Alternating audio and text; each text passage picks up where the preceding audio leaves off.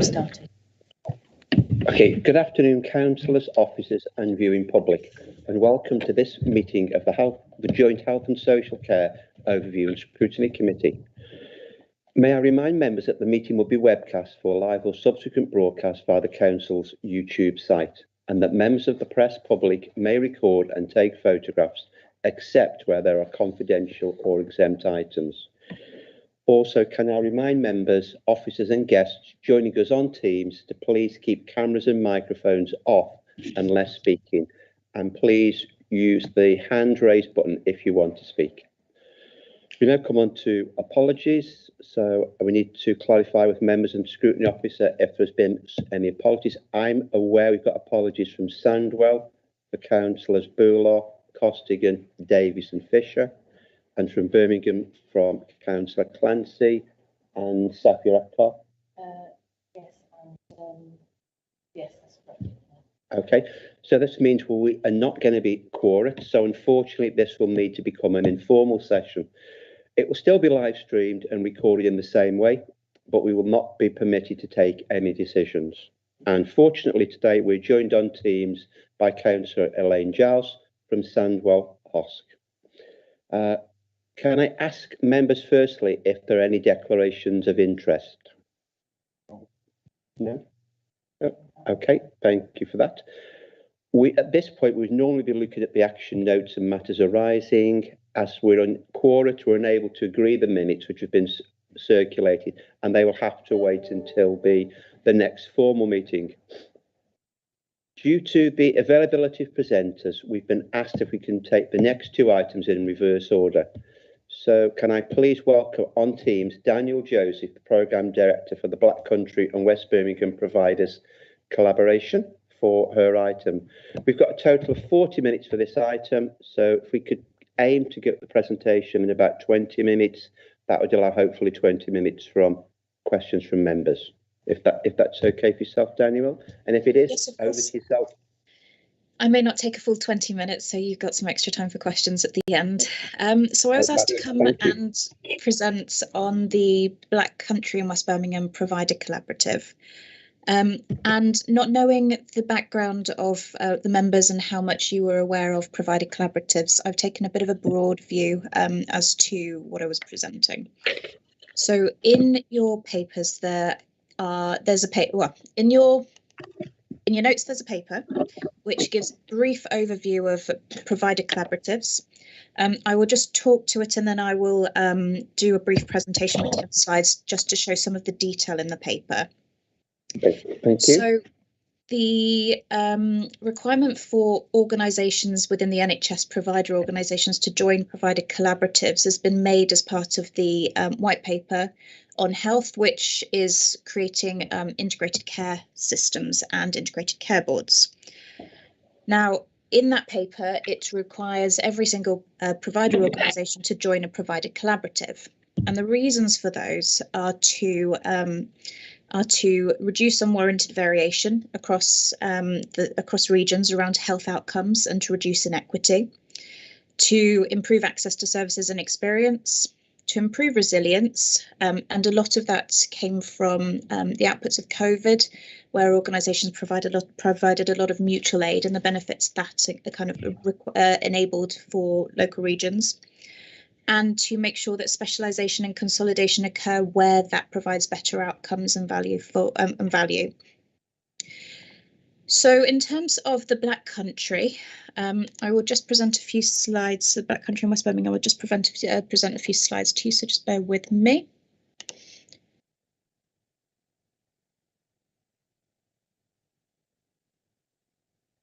Right, I will just get you to confirm that you are seeing a presentation because I'm only on one screen at the moment rather than two. I don't think we've got it at the moment. Okay, bear with me.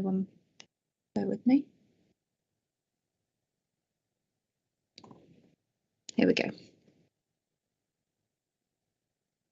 There we go, that's fine. Okay. So in terms of progress to date, the Black Country and West Birmingham Provider Collaborative consists of 4 organisations, 4 acute trusts within the region. So that is Sandwell and West Birmingham Hospitals, Dudley Group of Hospitals, Royal Wolverhampton and Walsall Healthcare Trust. It's been in form since around December 2020. So we're coming up to about a year, 15 months of actually having a provider collaborative. Now, from December 2020 to around now, the governance is as such. So each trust board remains their sovereign accountability. So they will ultimately make decisions on what is best for their organisations. However, the Programme board for the provider collaborative consists of the chairs and chief execs of every single trust within our organisation, within our membership. The senior responsible officer is Diane Wake. We have roving chairs, so every single month it's a different chair from one of the organisations. So that might be Professor Steve Field from Wolverhampton, Dame Eve Buckland from Dudley, or Sir David Nicholson from Sandwell and West Birmingham. We work very closely with people in the CCG and the STP and the ICS on the work that's going on, and we have a number of programmes that sit underneath the board level, which are our improvement programmes. So if I just give an overview of the programmes, we've got a clinical improvement programme, which is around bringing together the clinicians from the 4 organisations to try and make sure that we're providing the best standard of care for those particular areas across the 4 organisations. And I'll go into that in a bit more detail in a moment. We have a back office shared efficiency corporate work stream. And then we've got a number of work streams that support those 2 main delivery areas. So intelligence, insights and outcomes, leadership and workforce, comms and engagement, and governance and implementation, and IT data and technology. In terms of our timescales, this was the initial timeline for our programme of work. However, this has changed somewhat, and I'll come to it in a little bit. There are additional requirements for provider collaboratives that we need to consider that are coming out of more updated guidance.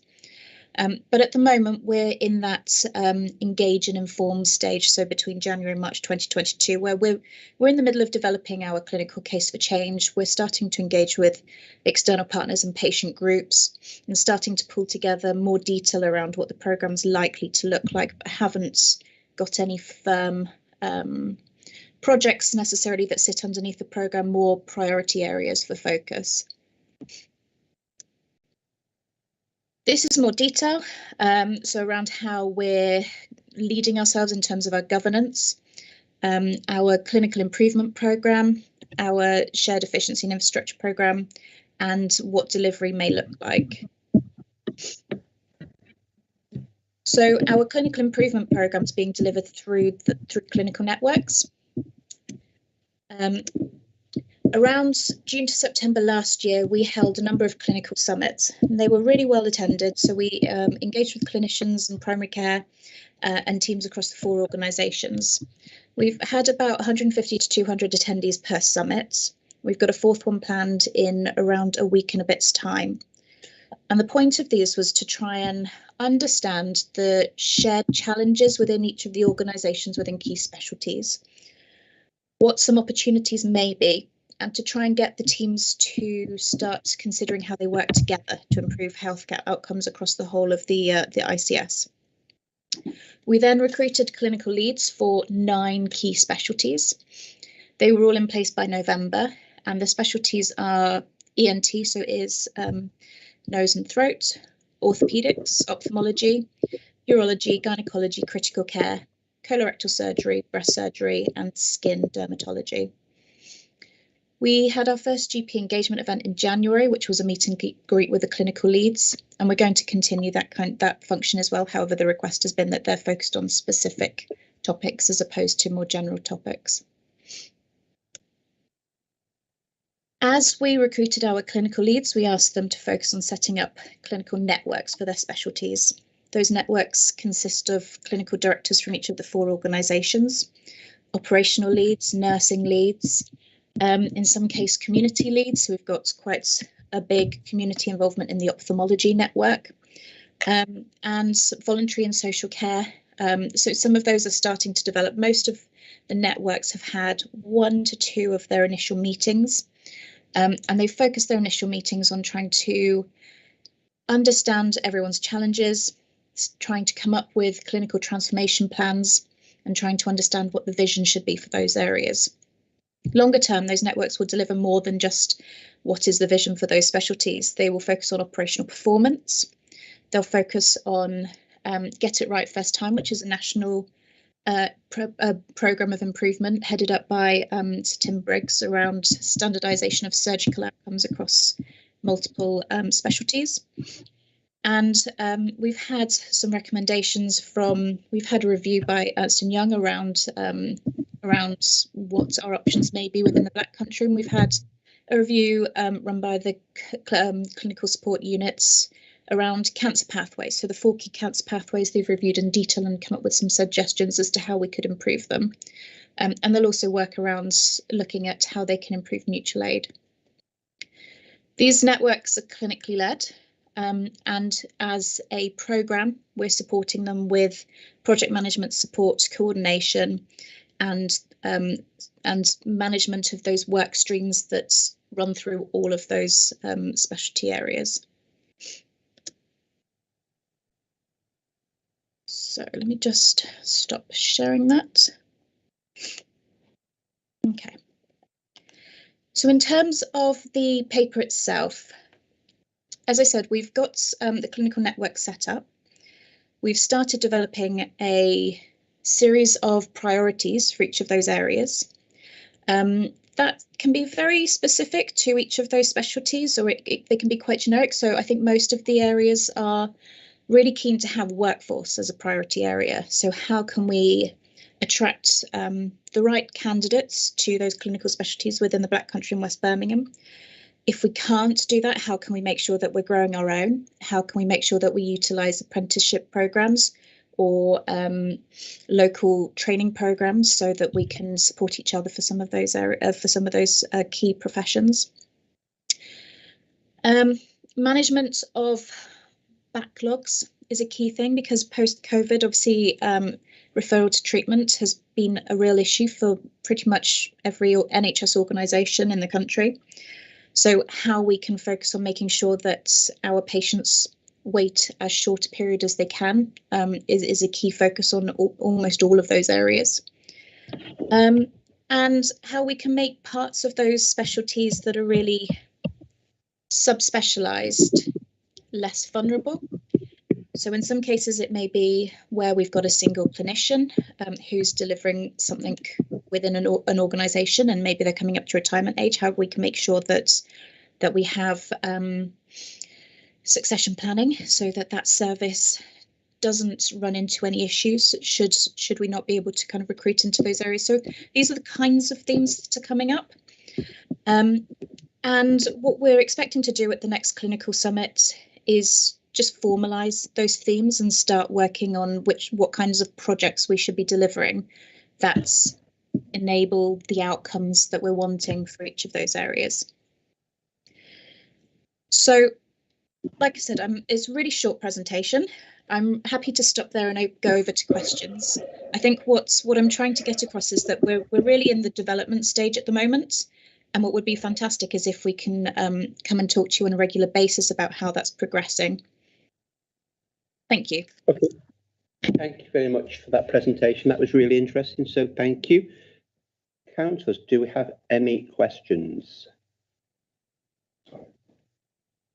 No. Okay. Councillor Giles, do you have a question? Yes, please. You was on about one area's got community involvement. Are you hoping to get community involvement in the other areas? Yes, that'd be fantastic. I mean, the networks are very new, so they've started with the acute clinicians, really. But as and where we're identifying people, members of the community, patients who use the services, or voluntary and social care organisations that would be able to contribute, then we're inviting them. So, for example, ophthalmology, the network meeting has a number of community optometrists there, because the referral pathways into tertiary care for ophthalmology isn't necessarily through GPs, it's through optometrists. And that's really fantastic because they have a very different take on services to tertiary clinicians, and it complements them. Thank you. Okay, thank you for that. Can I ask you, you're in the engagement stage at the moment. Have you been having engagement with members of the public or patient groups? Not Has yet. that actually started yet? And if it's not, have you got plans for that? Yeah, so there's two types of patient engagement I think that we'll end up doing, and public engagement. I think one is having members of the public or patients to go to contribute their ideas or thoughts of how the services currently are running and what they think would benefit kind of focus on.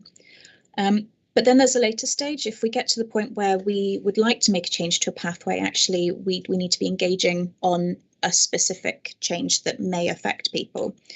So we haven't got any confirmed changes to pathways or confirmed changes to services. None of that's in place at the moment. So that kind of engagement we can't really do. What we would like to do is find patient representatives for each of those areas and invite them to join the network meetings. But we're just in the process of doing that. I think the gynecology team are very keen on doing that, so we'll try and get somebody for them first.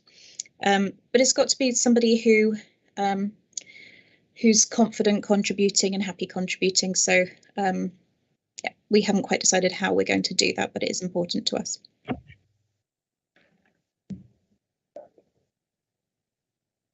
I've been given to understand that Councillors Tilsley and Clancy are joining us online now. Are you guys actually part of the equation? Yes, I can see one face there. Yes. So I can one face and one voice, so that's really good. So before I sort of come over to Councillors Clancy and Tilsley, have you got any questions? Can I ask you if you had any feedback from primary carers in terms of GPs? Have you been consulting with them in terms of what they perceive your changes as being? Yeah, so our initial GP engagement event was in January. So considering that actually most of the trusts were dealing with the Omicron wave and primary care were kind of dealing with significant amounts of pressure at the moment, I think there could have been better representation, but we had some really decent conversations around what the GPs that attended would like from engagement. They were very clear that actually they would be against anything that just pushed work into primary care because of the heavy workloads, and that's completely understandable. The people who were there were clear that they really wanted to be engaged with the networks from the beginning, and we've made contact with some of the medical leads in the CCG around who might be available to join the networks from primary care. And they said it was really interesting. However, they wanted to be engaged on specific topics. So if, for example, the referral pathway for a particular specialty may be proposed to be changed, they wanted to be engaged on that specific topic as opposed to more general things. So what we're looking at doing over the next couple of months is having more GP engagement events, but focusing it on one particular specialty at a time, and trying to make it more direct. Okay, and before I bring the other councillor, can I be cheeky and ask you a subsidiary question? As part of the consultation process, you're not worried that, because I'm assuming the waiting list must be rising across the geographical footprint. Are you not in a position where you maybe said you should be concentrating on getting waiting lists down rather than having a major restructure? So they're not actually completely separate to each other. We're doing both at the same time. So all of the organisations, all of the trusts are focusing on getting waiting lists down. They're focusing on doing that through a range of different means. For example, recently NHS England and Improvement have put forward a requirement for organisations to bid for capital money to put in place plans that may be able to reduce selective backlogs. all of the organisations are looking at their own backlogs and their recruitment and how they can get people into support and what use the private sector might be able to do, and how we might look at being able to reduce backlogs. The issue is you can put in a lot of short-term additional capacity, but in an awful lot of the times the people aren't there. So workforce is always going to be a major issue. And you can put in a very short term, for example, if you wanted to reduce down orthopaedic backlogs, you could put down additional theatres in one of the hospitals with an outsourced company to come in and run a load of waiting lists. That might cost, millions of pounds to do it and might give you a really short term amount of injection of capacity. However, it doesn't solve the issue of the fact that you may have a workforce crisis issue within that team anyway, which is coming up, over the next couple of years will become more and more acute. So all of the organisations are definitely focusing on operational performance and clearance of backlogs, but at the same time, not just focusing on too short term a solution, but also looking at actually longer term. What can we put in place that means that we would be less likely to be in this situation in the future? Okay, thank you very much for that. Any other councillors got a question to ask? No? Okay, well, thank you, Danielle, for the presentation. It's been really appreciated and very informative, so thank you. Okay, thank you for having me. Bye. Thank you. Okay, so I think the next presentation is from, we've got Rachel Barstow from, Rachel Barlow, my apologies for that, and this is regarding the Midland Metropolitan University Hospital update. And understand, Rachel, you're Director of System Transformation? I am, yes. At Sandwell and Birmingham? I am. Nice to meet you. Okay, so can you? Yeah, you're very quiet there, Rachel. Can you hear me now? We can do that. That's great. So I think there's 45 minutes have been allotted to this item. So we're presuming the members have read the report in advance. But if you want to run through some points before we go into questions, that will be fine. Do you want me to share the presentation to pull out those points, Chair? Yes. Yeah. Yes. Yeah. I'll do that.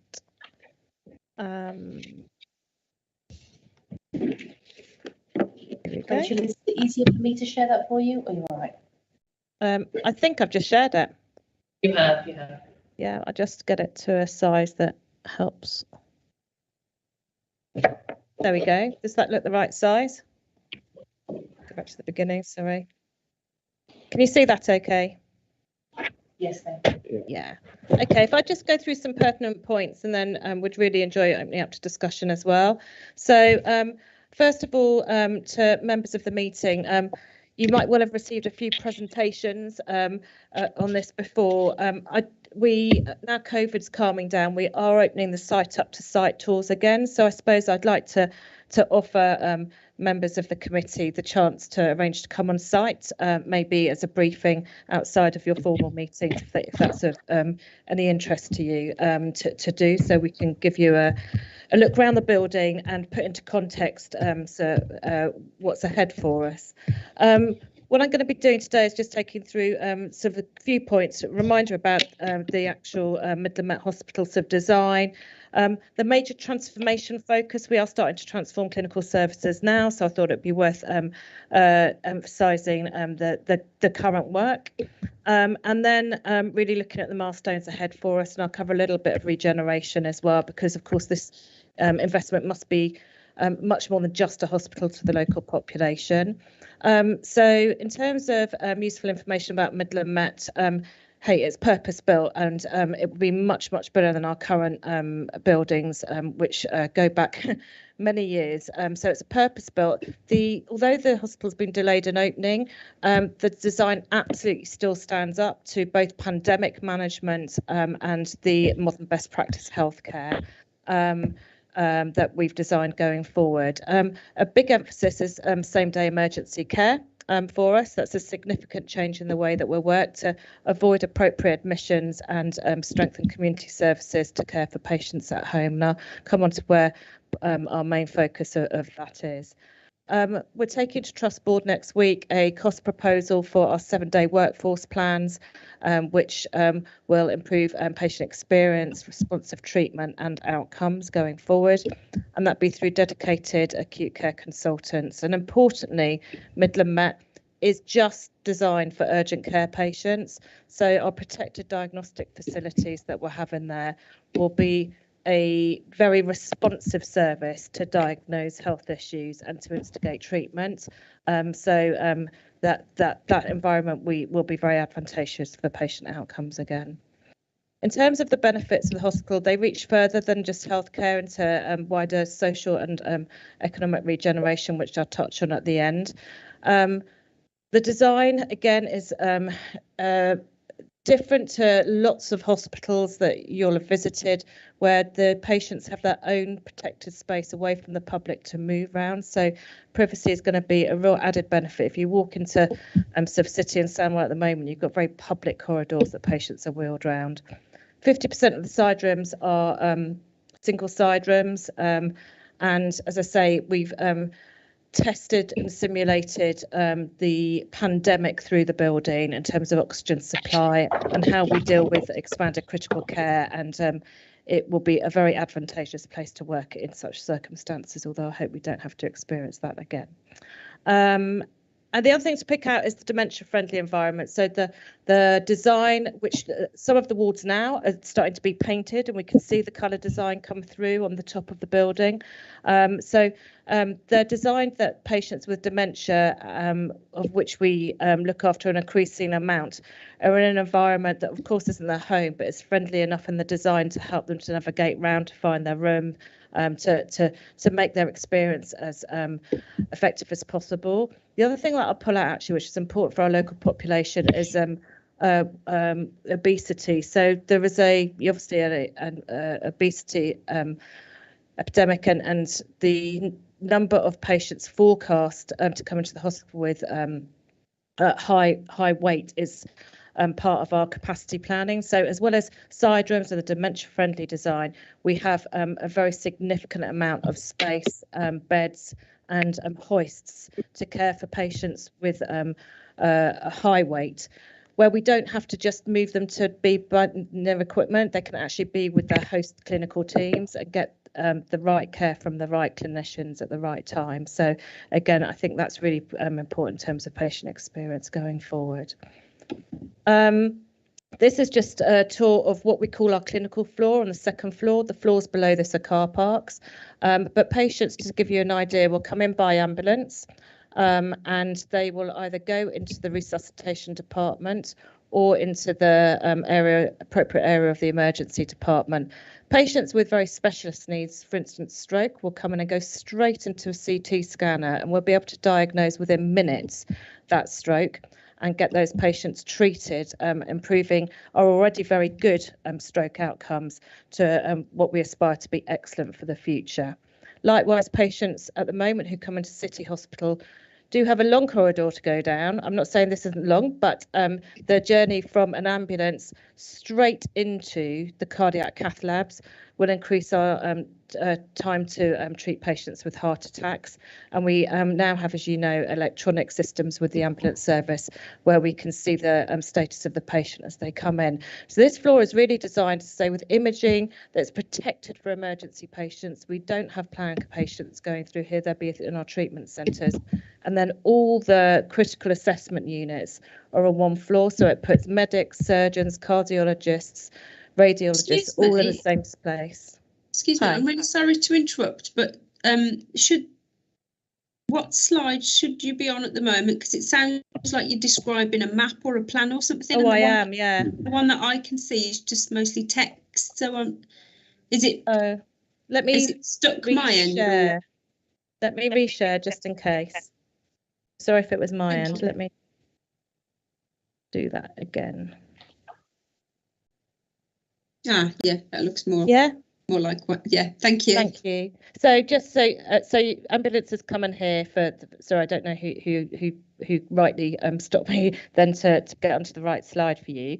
Ambulance come in here and they'll go to the A&E. Strokes will go into CT, straight into the cardiac cath lab. So this is a really important floor for us to get right in terms of clinical pathways and staffing.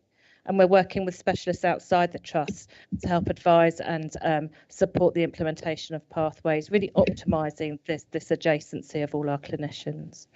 I'm going to go on to the next slide and say that, so if it doesn't flip, then you can let me know. So the next slide shows the layout of the wards. So if you were to fly above Midland Met, the hospital at the top is actually in an M shape. And each of these wards, so there's 3 wards per floor, and the arms, if you like, are the single side rooms, all with ensuite facilities. And there's bays of just 4 patients at the top where we need to cohort patients perhaps on cardiac monitors or for specialist care. These bays all have nurses allocated or clinical staff allocated who can see in. There's windows. It's very private, but it's also good for clinical observation. So the staff are based near the patients the whole time. So this is going to be very different. The way we've organised the clinical teams into these wards is with some thought about how teams work together effectively. So, for instance, on our orthopaedic floor, we also have a care of the elderly ward. The care of the elderly clinicians work really closely with the orthopaedic staff in terms of joint care of some of our patients. So we've profiled clinical teams in the same space together. Likewise, we've put the gastroenterologists, the medical doctors who look after tummies, with the surgical teams who do gastro surgery, so that we've got the medics and the surgeons together. So we didn't just design that because we thought it was a good idea. We engaged all of our clinical leadership in how the hospital runs. So that's been a really sort of good piece of work. I've just gone on to the next slide, which shows our 12 main areas of clinical transformation. I'm not going to go through all of them, but we have over the years, we now have 19 of our admitting specialties on single sites. There's some obvious ones like ED and critical care that will go from 2 sites to 1. But our very major transformation are actually stuff that was starting at the moment, part of our winter programme. One is our frailty pathway and offer. So we're looking at a frailty intervention team that intervenes in the community and in the same day emergency care unit, not waiting for patients to get into beds, where if we can avoid sensibly admissions, we will also prevent hospital acquired functional decline, where we obviously for patients who stay in bed in hospitals, that can actually cause complications. So this service has been piloted, and the results and the national team who have reviewed those with us have confidence that this can have real gains. We'll avoid 6,000 admissions a year and care for patients at home, and consequently are expanding our community services to do that. So we'll start to see the results of those come through, those pathways, much in advance of the hospital opening itself. The other couple of things just to pull out is stroke decoupling. So stroke rehab will be at the treatment centre at Sandwell, with the acute stroke going into obviously the Midland Metropolitan Hospital. And again, we're working with peers who have services separated. And I think this is a real opportunity for us to look at rehabilitation as a specialty in itself for us and really take a step forward in the provision of that. So we're looking to get approval from Trust Board to appoint a stroke rehab consultant with the therapeutic staff supporting them to lead that team going forward. So again, I think we're looking for much more improved outcomes. We're out to consultation at the moment, engagement around our planned care model, where orthopaedics and general surgery practiced at what will be both treatment centres at the moment. And again, best practice nationally in terms of outcomes and value for money suggests that we should be operating from 1 site. So that's our plan, and we're out to engagement with the community and stakeholders on that currently. I'm just going to change slides again. So on our next slide, we've got our road to Midland Met. So although we haven't got a confirmed opening date, we're working with Balfour Beatty to agree that in the spring. We are preparing we can tell by the condition of the building, the progress of the building. I've referred to some of the wards being painted, and we're certainly in the quality check. The commissioning of a hospital takes about a year after the build finishes, so we definitely have started that process and checking the quality of the building, and we're going to be opening something that would be really fantastic. So we're transforming and planning, as I've sort of referred to, some of our clinical transformation. We're starting in our winter plans to test some of our pathways and get ready. So we're working in this area now. Certainly, as we get into the future, we'll be looking at orientating and inducting all our staff and our patients and the public to the new hospital. And then about 3 months before we move in, we'll start really going through a set of governance sort of checkpoints to make sure we're ready for a safe move. And then we get into our first 100 days. Snagging, for any of you who've moved house recently, will be a sort of clinical snagging and a building snagging sort of period for us moving in to a new hospital. And then clearly we want to continue optimising care and outcomes for the future. So tomorrow, one of our trust board committees, we're taking our comms and engagement plan, and that's both for staff, public and the patients, stakeholders. And we'll be looking at this journey as part of the underpinning sort of core of the design of the comms engagement plan, and that might be something to bring back to colleagues in our next update to you. I've just changed on to the next slide. So we're really beginning to get changes going and getting ready for Midland Met. And we'll continue to transform services over the next period of time before Midland Met opens. When we do the city site, 2/3 of that's owned by Homes England, so that will be retained by them, and we maintain the treatment centre and BMEC at the city site, and Sandwell will transition into a treatment centre as Midland Met opens, and we're concentrating as much on our treatment centres and our community services as we are on the preparation for Midland Met. It's all connected and key to our future. I've been asked just to brief you on our programme outside of health, if you like. So we've got a really exciting arts and culture programme, and Ruth Wilkin, who's our Director of Communications, is leading that. And we really partner up with experts who will be able to contribute to this. But we're looking at one of the biggest gallery spaces, I think, in the region. So we're having to work with others who are much more expertise in how to bring artwork into what's an area that a very deprived population, the opportunity to experience sort of a local gallery in the community, and also turn that into a place to learn is something that we're very committed to as part of the sort of regeneration opportunities. So arts is going to be very important going forward. We're part of the Greater Icknield and Smethwick Master Plan.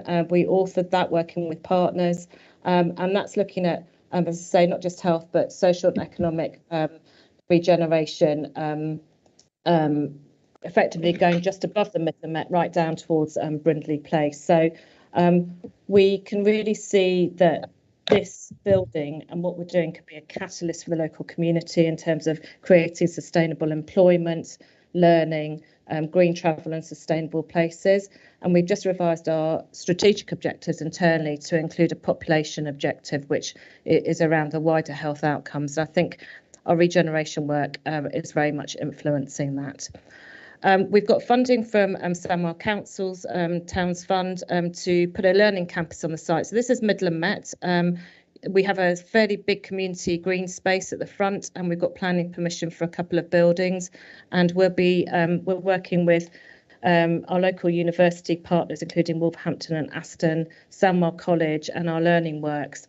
And this space will take in initially 6,000 new learners a year, and is definitely focused on widening participation. So not effectively tourism for education, but really looking at the local community and how we can create a learning cycle for them where they can learn and study, get employment either in health or elsewhere, but really make this a very open community venue. So worth pointing out. And just in terms of our fundraising campaign has three key areas at Midland Met. One is to develop those community spaces, both in our winter garden, where our gallery sits, and those open spaces outside, to create very much a healing environment, really optimising the experience for patients above and beyond, and enhancing research and development. So we've got a very active supporting We Are Metropolitan campaign to, again, optimise what this building can bring. So I'm going to take that down. That was a rapid go through of key points, but I'd really welcome opening up to any questions or discussions that you'd like to have. Okay, thank you, Rachel. That was a very informative presentation. So, councillors, do we have any questions? Yeah, Councillor Islam. Thank you very much. Thank you for your presentation. It is a very nice and interesting and encouraging, the slide. Yeah, I have a little bit of minor question to clarify. Sure. Because your operation, because it is a proposed, the operating theatres, the emergency major plan surgery, which would it be include the the heart bypass operation as well as the other major operation at the same time? And this is the one minor question. The second one, for example, will provide further and higher education for medical and allied health professional and bring university level education to SMETIC. That's fine. Is there any program that the people, doctors those are coming from abroad, for example, and they might not have enough, the knowledge. So, will you provide for the newcomers for medical profession? And for example, if this method will take this one, the university take them, then is there any chance for them to get training as well? Yeah, thank you. Thank you for your questions. So I'm taking them in order. In terms of operating theatres, so we our operating theatres in Midland Met for emergency surgery or a very complex planned surgery. We don't actually do heart bypasses, so heart surgery is very specialised and it's done at centres. So the QE provide our local heart surgery. So what we do is treat patients who come in with heart attacks and who go to our cardiac cath labs and treat them there. But patients who require surgery will either be on a trauma pathway if they, for instance, hurt their chest in an accident, and they will be blue lighted to the QE, or there'll be patients who are on a planned pathway. So we might well do your angiogram and do your diagnostics.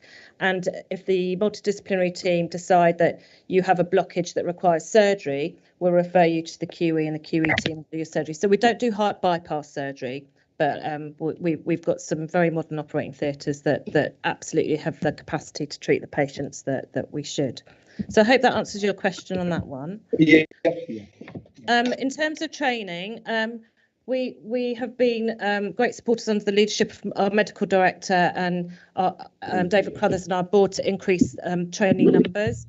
So you'll know that we work with Aston University to take the first medical intake. We're a big partner there. So we're always looking for opportunities to support the professions to develop, not exclusively medics, of course. So we're working with Birmingham and Aston and our other providers. So certainly there will be training. The university hospital, the name is there for a purpose. We think this is going to be an absolutely fantastic training environment, and to have both the clinical activity on site. We've got the learning campus, but on our fifth floor, which is our welcome area, half of that is education, and we have simulation facilities for students and our qualified staff. So yeah, we'll keep increasing our training numbers as much as we can. Thank you. Okay, thank you. We've got Councillor Tilsley. Thank you, Chairman. That was a very useful presentation, I have to say, and I would welcome the opportunity of looking round the new Metropolitan. As far as the snagging is concerned, yes, it's going to be very important. I think the last large facility that was opened was the dental hospital, and I know that whilst the Queen opened it, it actually didn't open for a few months afterwards because of the snagging problems. So I think you could if you haven't already had conversations with Richard Kirby at BCHC, it might be a useful starter. That is a throwaway comment, and I apologise if I'm teaching you to suck eggs on that. No, it's fine. We when you've got the responsibility of opening a new hospital, you learn. So as well as dental hospital, we've got a network of people that we talk to: Liverpool, Bristol. I'm talking to chief execs in Australia that was subject to public inquiries. So yeah, I'm looking for the good and the bad, but yeah, we've got a good learning network. So thank you. Good. You're right to bring it up. There are a few other points that I wanted to make. Yes, the long corridors at All Saints are legion, and the stories of consultants and doctors riding along on bicycles to save time are folklore. One of the things that did impress me with the presentation is the privacy angle and the number of single beds that you're aiming for. Hopefully we will get to the Dutch system sooner or later, but I fear that it is going to be later. The reason that I raise it is that I had a recent period of hospitalisation and had to listen to an end-of-life conversation between a doctor and a patient. It wasn't terribly pleasant, and it should have been done privately. Yeah, it wasn't. Definitely. And must be distressing for the doctor and for the patient. I agree. I certainly found it distressing. The other point, which is important, is you mentioned strokes. Mm. Have you planned to have a step-down facility? Because whilst UHB have got Moseley Hall as a step-down stroke facility, have you got anything in parallel, or will you be using Moseley Hall as your step-down facility? So we do use Moseley Hall now. So we use it for very particular cases. So our future model of care when a Midland Met opens is that you'll come into Midland Met for your very acute phase, which we've got some good outcomes for now.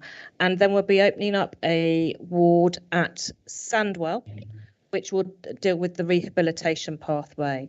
There's some very particular clinical pathways that Moseley Hall are very good at that we will still utilise them for and work with that community service. So it's all about getting the patients to the right place. The facility that we'll be opening at Sandwell, we will start, when our business case has been approved for staffing, we will start putting that workforce in during the next year.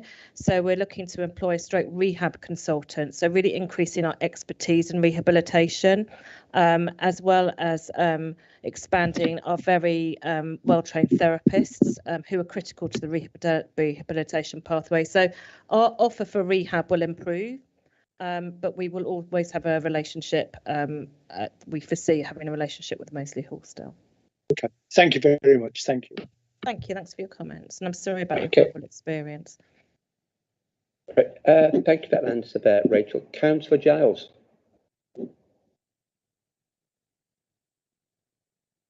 Thanks for the presentation, and I look forward to the visit. It's going to be very informative. On the car parking side, I'm thinking, because parking by hospitals at the moment is horrendous, whichever hospital you go to. Are we working with West Midlands Transport for help and support, and have we got enough? Do you think we'll have enough car parking spaces? I do think we have enough car parking spaces. So in terms of the car parking, there's the car parking in the hospital. You can't see it, so people will go past and think it's not a car park. So that's one thing to say. It's all underground. So don't think we've forgotten the car park. I promise you it's there.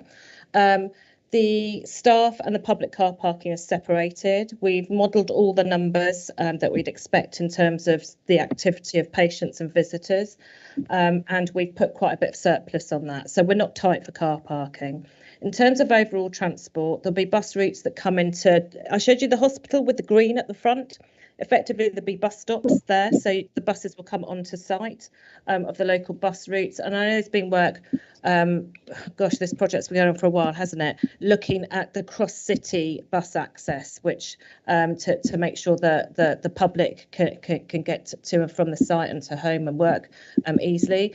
We've got a huge piece of work that we're very much advocates of, so in our green strategy of cycling and walking. So certainly the site will have places to park bikes. We're providing showers for our staff to get off their bike and go and have a shower easily.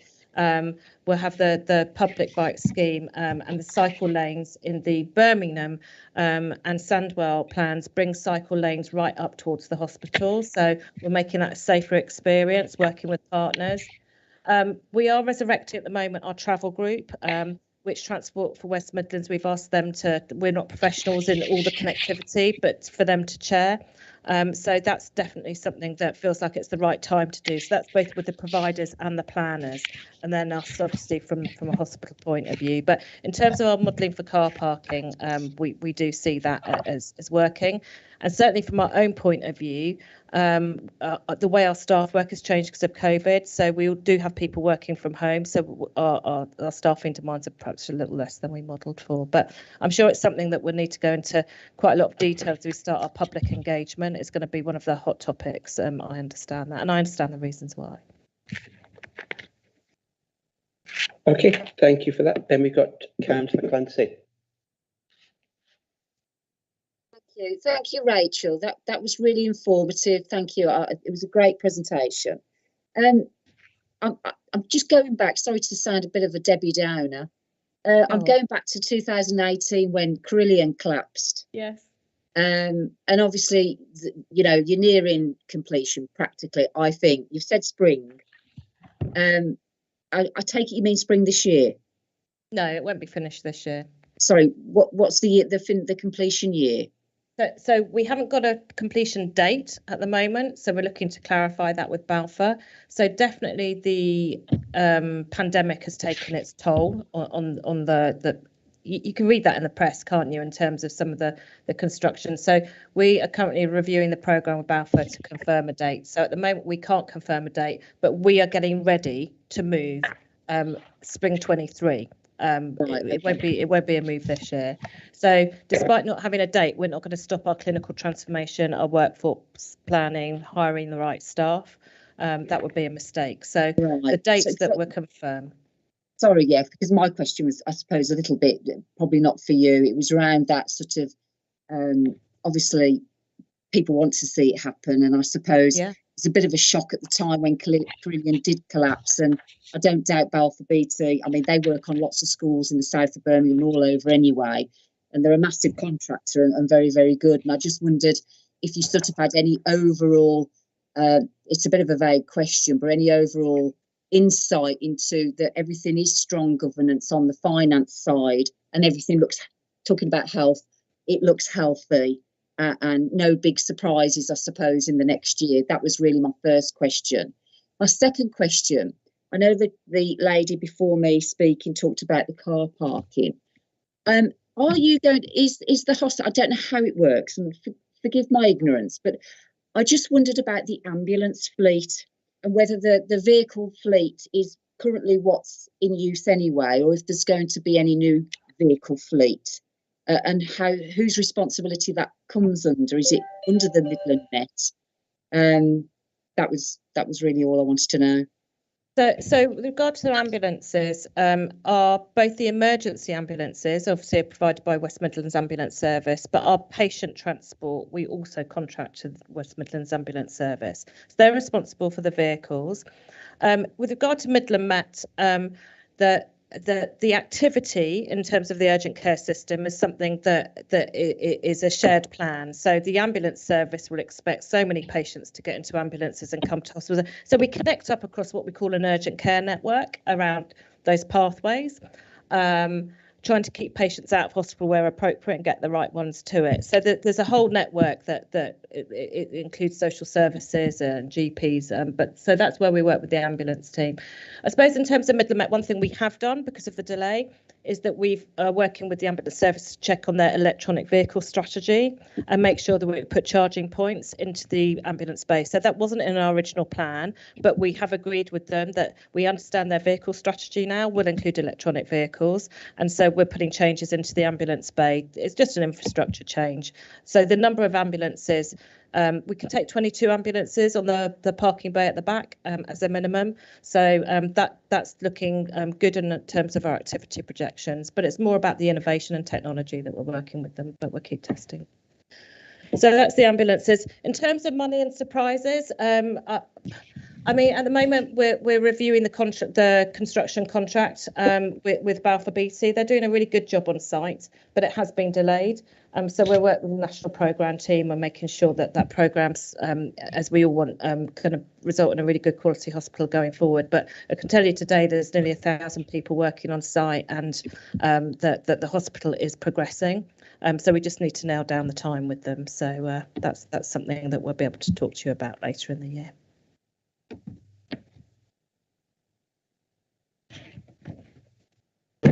Okay, thank you. Everybody's just got a couple of questions myself. You talked it when you were here in November about staff and public consultation, and you said some of that had been done, but you got some further work to be done, and you're going to get that completed apparently as soon as possible. What's the progress with that at the moment, and if it's underway, what are the initial results looking has been? Thank you. So was this, if I heard your question properly, with regard to the planned care consultation? Yeah. Yeah. So we have started engagement in that process, which will be, I believe, over the next 12 weeks. And I haven't been advised of any particular outcomes, I will be honest with you, at the moment. It's only just started because of Omicron. We slowed that down a little bit. So we've just started going out to engagement, and we'll take on board feedback. So we've started speaking to members at Sandwell, presented a little while ago on that.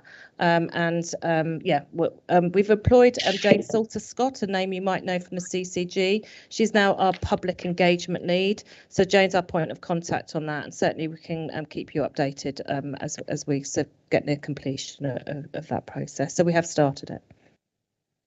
Okay, thank you. Has any other councillors got any further add-on questions they want to ask? Thank you. No. Okay, well, thank you very much, Rachel, for the presentation. I think, as all the councillors said, it's been really informative. And I think possibly if you could liaise with both of the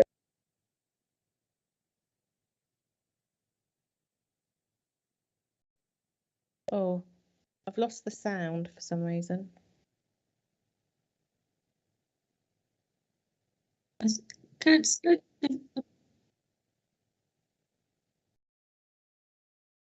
I can hear someone now, but we lost the sound in the room. Yeah, that's what you just said, whoever was speaking. Yeah, I can hear now. I'll send Kerry a message I'll send Kerry a message on Teams. Thank you. We can hear what you're saying.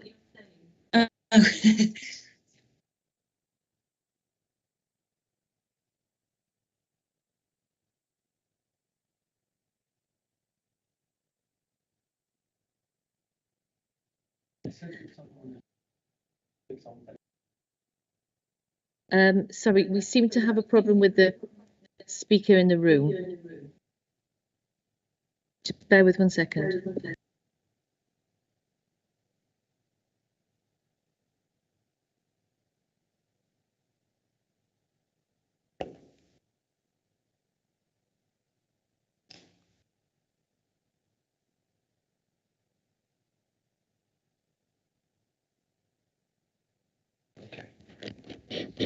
Right. Can you hear me now, Rachel? Yeah. Yeah, excellent. So firstly, thank you for the presentation. It's been really valuable. Right. Could I ask that you could please liaise with both Birmingham and Sandwell about teams about arranging a potential site visit for once the new municipal year starts? Yes, of course I will. So, okay, so we know we've said that. So thank you very much for the presentation. Appreciate it. Thank you for your time. Thank you.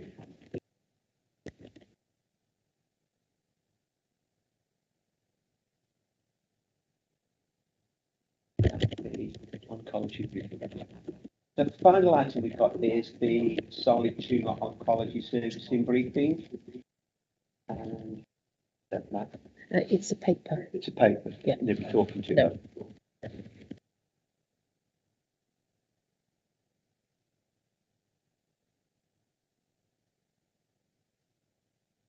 There's no questions. There's no question. We just got the presentation. Yeah.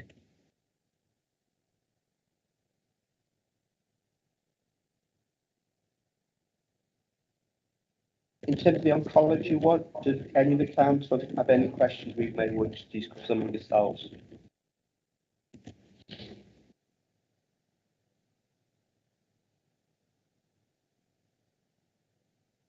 I suppose for me the main issue would be in terms of the concerns they appear to have in terms of staffing, both in terms of the short term, medium term, and I suspect in the long term as well. We'll pass those comments back in writing. So if people have got comments, can we send them through to yourself through the chat service or email them to Kerry? Yeah. So if we could email comments to Kerry, she'll pass those back. Okay, so we're on to point 8 then.